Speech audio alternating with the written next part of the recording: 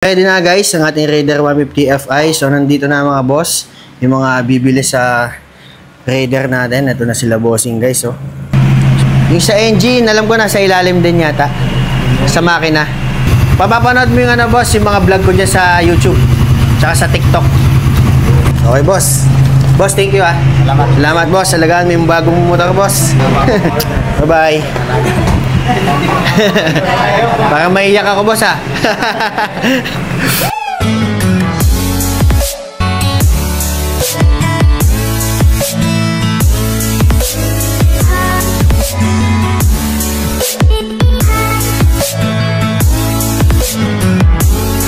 Welcome back mga boss dito sa ating YouTube channel. Bali, eto na guys ang huling vlog natin dito sa ating Raider 150 Fi dahil nabenta ko na siya mga boss sa halagang 105,000. So mamaya guys, may kukuha na nito mamayang gabi. So nag-vlog na ako ngayon guys para maipakita ko sa inyo mga bossing yung ating Raider 150 Fi bago siya mawala sa mga vlog natin mga boss. At syempre guys, nandito pa naman yung mga ibang motor natin. May mga nagtatanong sa akin kung bakit ko daw binibenta, lalo na sa TikTok mga boss, kung bakit ko daw ba binibenta itong aking Raider 150 Fi. Sa totoo lang mga bossing, ang Raider 150 Fi, isa talaga to sa pinakapangarap kong motor. So kung bakit ko siya binibenta mga bossing, dahil hindi na siya para sa akin guys, so hindi ko na siya masyadong nagagamit. Dahil nga meron pa tayong NMAX, Honda Click, tapos Raider 150 Fi, meron pa tayong tricycle. Tapos ngayon guys, dumating pa yung bago natin kasama sa vlog, yung ating Corolla Altis. So kasama yun guys sa vlog natin. Itong Raider 150 Fi, isa to sa hindi ko talaga masyadong nagagamit. Bukod sa hindi ako makapag-angkas at nahirapan din ako pag namamalengke ako.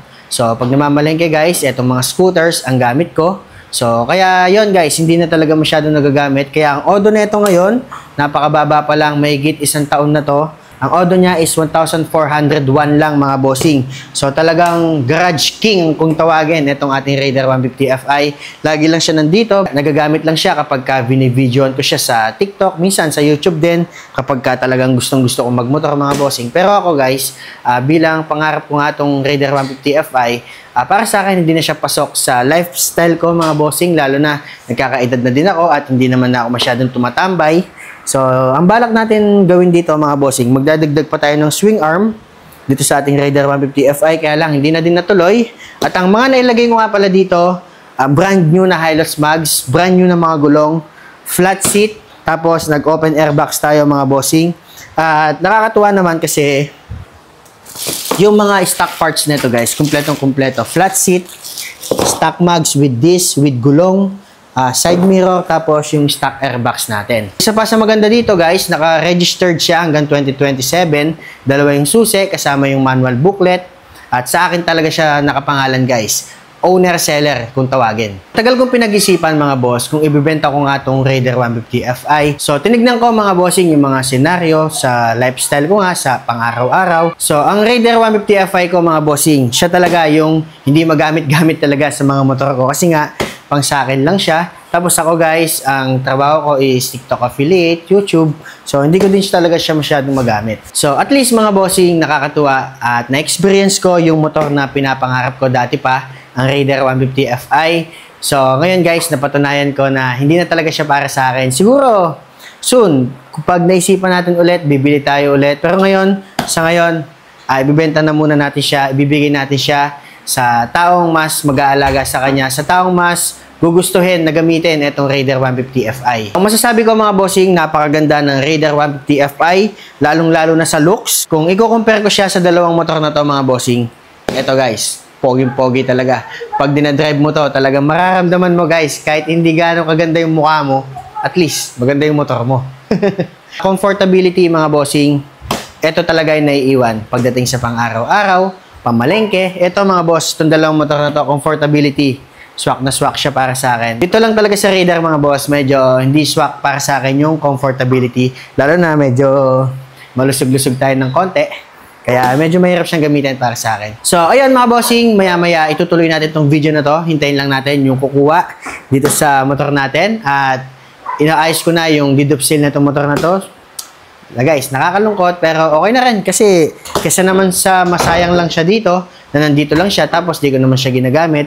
At least nga kahit papano na-try ko at na-experience ko yung pangarap kong motor. So, itutuloy natin tong video na to mga boss mamaya pag darating na yung kukuha nitong ating Raider 150 Fi. Ready na guys ang ating Raider 150 Fi. So, nandito na mga boss yung mga bibili sa Raider natin. Ito na sila bossing guys. Oh. So, yan nakaban. Alright. Naka-open ram air boss. Ito yung ano niya, stock airbox. Gumagana. Ito yung sa harapan ko yaw. Ayan. O, signal light. Yan. O, kaliwa. Boss, pwede pa tingin mo. O, CR. Diyan yata.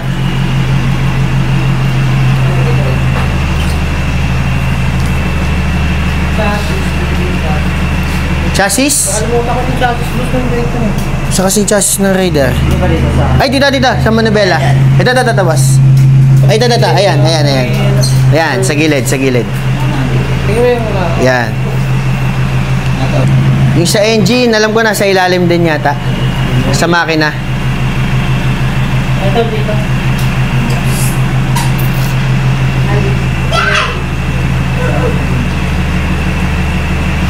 Wala, malungkot ko ah. Malungkot kong bagya.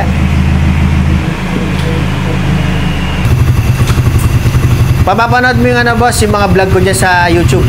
Tsaka sa TikTok. Stock yan boss. Stock. Pati likod, stock yan. Nung nagpalit ako ng mags, nagpalit akong disc. Kasi hindi sakto yung stock mags. Ay yung stock disc. Yung ano boss, pag ilalagay mo to, plug and play lang yan. Pag gusto mo ibalik to, plug and play. Tatanggalin mo lang to, yung disc na yun ang magagamit. Oo, 1.4 lang. Kaya nga ano ko eh. Sabi ko 1.4. Tapos, pang vlog na sa akin. Hanggang ano boss, nung kinuha ko yun ng brand new, nandun yung mga video sa TikTok. Tsaka sa YouTube, meron din. Kompleto. Ilagay din yung kapil yan. Okay na to. Bayaran pa kayo. Yung mga CR boss, ito yung booklet niya. Tapos, ito pa yung isang susi. Dalawang susi niyan eh. Tapos bossing, ito yung deed of sale. Open deed of sale, tapos ito yung ID ko. May 3 pirma. Bali, ito yung deed of sale mo boss. Katunayan na binili mo sa akin. Ako naman, yun yung katunayan ko yung kanina. Na binili mo sa akin. So boss, okay na boss. Okay boss. Boss, thank you ah. Salamat boss. Alagaan mo yung bagong motor boss. Ayun. Ayun na guys, kinukuha na yung motor natin. Sige boss. Thank you bossing ah. Thank you. Yung ano, Raider. Ay, Raider boss, baka makalimutan mo. Ayun, gulong lang, wala kasama ko. Stand ba tayo?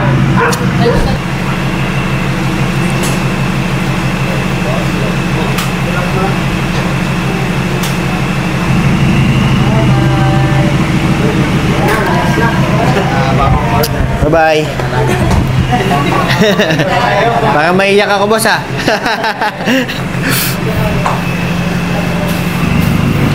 Boss, huwag mong papaulanan boss, baka lagnatin. Bossing, thank you ah. Ingat kayo, ingat.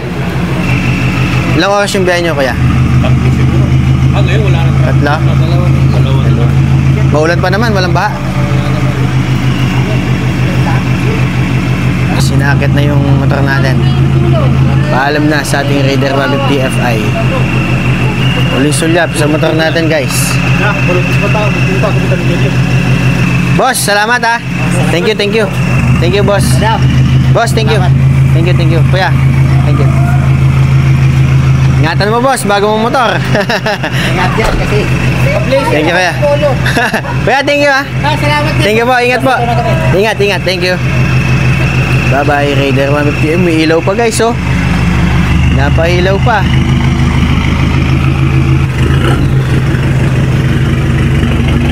Bye-bye. Yan mga boss, nabili na yung motor natin. Medyo malungkot sa lahat ng nabenta kong motor guys. Dito ako malungkot talaga. Para medyo masakit yung loob ko. Pero okay lang.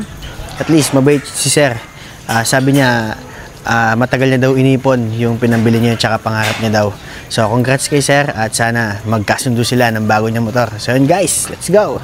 So, yun mga boss, nakuha na yung ating Raider 150 Fi At yun mga boss, masaya ako kasi mabait yung nakabili ng motor natin. Tapos nakakabilib si bossing guys kasi sabi niya kanina sa akin, inwento niya na matagal niya daw inipon yun tapos ang trabaho niya daw is nagka-car wash. So nakalimutan ko guys kung ilan taon niya sinabi sa akin na inipon niya tong pera na to pambili ng Raider. Tsaka pangarap niya din daw talaga to. So ito guys ito nga yung pinambayad niya sa akin mga bossing 100s, 50s, yan mga bossing. Pero guys, nakakabilib si kuya kasi sa sipag at tiyaga niya tapos sa pag-iipon, nakakuha niya yung pangarap niya motor. Ako medyo malungkot lang akong konti guys, syempre nawala na yung Raider 150 Fi natin. Pero at the same time, masaya tayo kasi mabait at masipag guys yung nakabili at alam ko na hindi niya pababayaan yung Raider 150 Fi. So ngayon guys, sa YouTube channel natin, wala na tayo Raider 150 Fi.